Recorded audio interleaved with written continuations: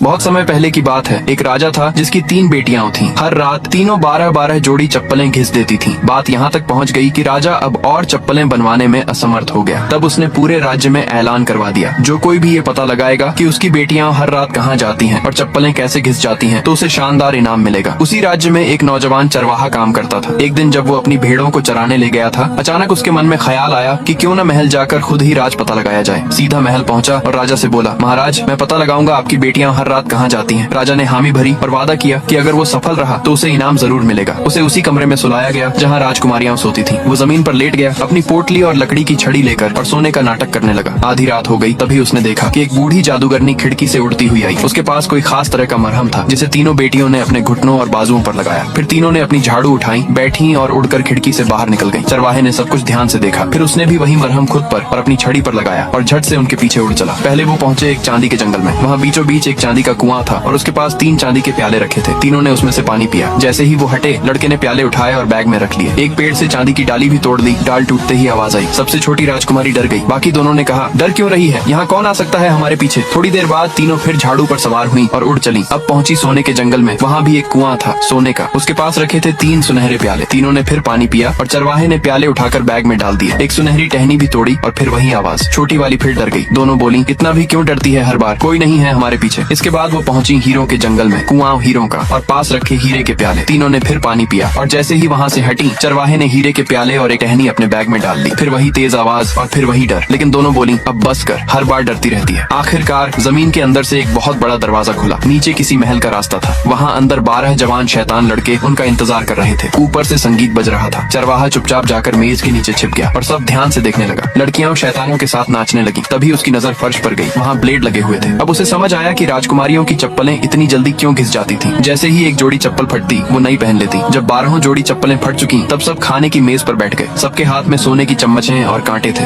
एक ने अपनी चम्मच गिरा दी। चरवाहे ने जल्दी से उठाकर बैग में रख ली। दूसरी ने कांटे वाला चम्मच गिराया, वो भी अपने बैग में डाल दिया। जब खाना खत्म हुआ तो सब जल्दी जल्दी उड़कर वापस चल दिए। लेकिन इस बार चरवाहा और तेजी से उड़ा ताकि सबसे पहले वापस पहुंच जाए। और जब राजकुमारियां पहुंची तो देखा कि वो तो वैसे ही जमीन पर सोया हुआ है, हिला तक नहीं। सुबह राजा ने उसे बुलाया और पूछा, बेटा कुछ पता चला। चरवाहा बोला, हाँ महाराज, सब देख आया हूँ। पहले ये चांदी के जंगल गई, जहाँ का ये सबूत है। उसने चांदी के प्याले और टहनी निकाली। फिर गई सोने के जंगल। अब उसने सुनहरे प्याले और टहनी निकाली। बाद हीरों के जंगल और फिर पहुंची उस महल में जहाँ शैतानों के साथ नाच गाना होता है। चप्पलें वहाँ ब्लेड वाले फर्श पर फटती हैं। खाना भी वहीं खाया जाता है। ये रही उनकी चम्मच और कांटा। राजा बेहद खुश हुआ। उसने 2 बड़ी बेटियों को हर रात एक मीनार में बंद करने का आदेश दिया और अपनी सबसे छोटी बेटी का विवाह उस चरवाहे से कर दिया। और इस तरह राजकुमारियों की चप्पलें घिसने की कहानी हमेशा के लिए खत्म हो गई। क्यों नहीं हो रही पढ़ाई? एग्जाम बगल में आ गया, लाइफ में कुछ करना है। अगर ऐसा है तो क्यों नहीं हो रही पढ़ाई?